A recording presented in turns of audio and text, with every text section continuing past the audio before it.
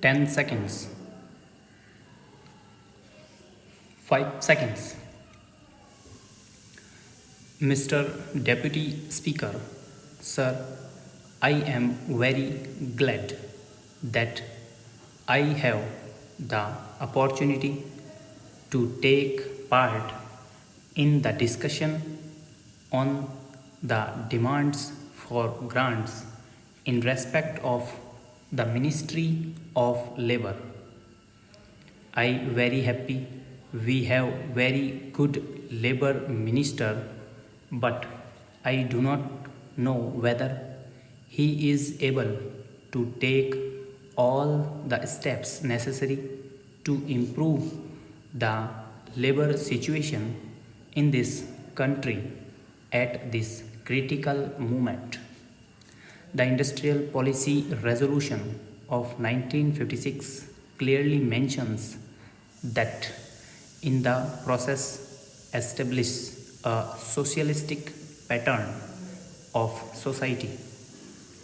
The main problems facing the working class are of getting adequate wages, essential commodities at prices they can afford, some rapid industrial development. Labor assumes a vital short of shelter and cloth. The government minimum needs, incomes, prices.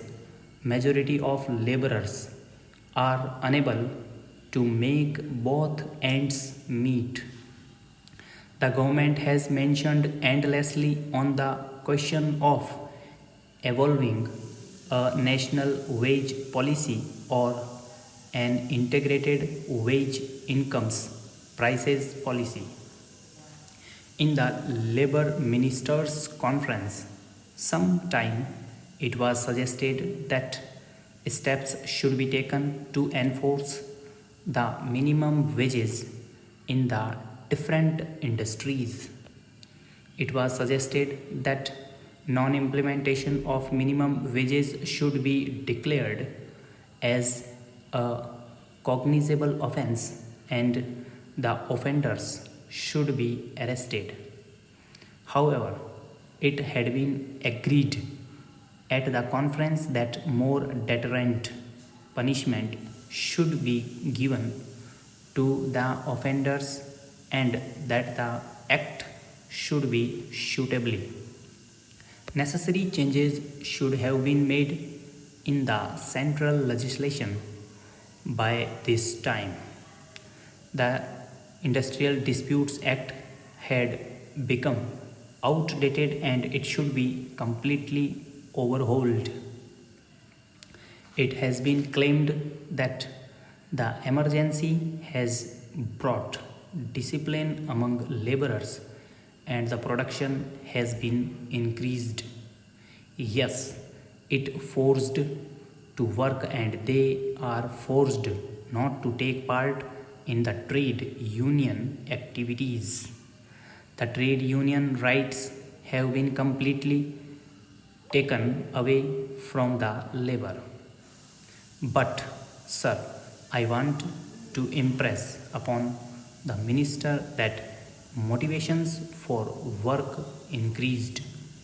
Yes, it is a fact, but the laborers not be imposed from outside, but it should come from within.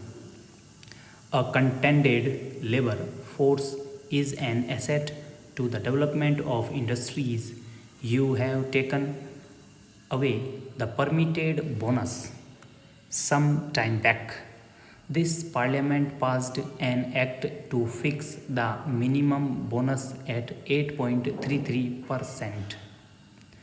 But the same act was some time ago adversely amended by the same parliament wage, but the same government has reversed the conception of bonus and this government says that bonus is a deferred wage but it is connected with production and productivity.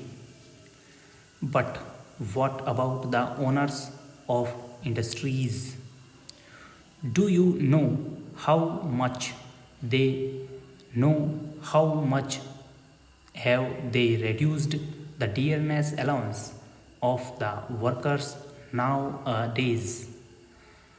Not only that, a number of companies have been held guilty for failure to deposit the provident fund money and also for mishandling the amount due to employees. Every year, nearly 2 lakh employees come under the purview of the scheme.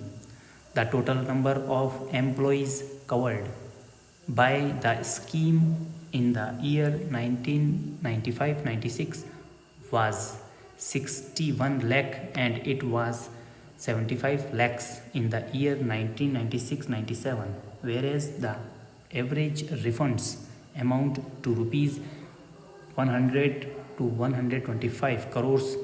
The gross covered by contribution to the fund was expected to reach rupees 58 crores in 1995-96 from rupees 51 in 1996-97, whereas to the employers on an average is rupees 10 to 12 crores.